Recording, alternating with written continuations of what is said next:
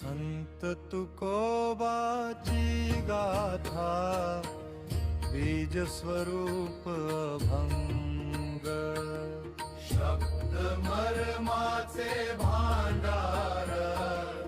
ओवी बोधक संग त्याग धंदा संसाराचा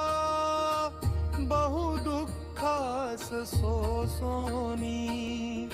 स्वतः रचिले अभंग नित्य एकांत बैसोनी महासामर्थ्य ओवीत प्रबोधन द्रव्य साज सत्य मार्ग जीवनाचा बीज अभंगाचे राज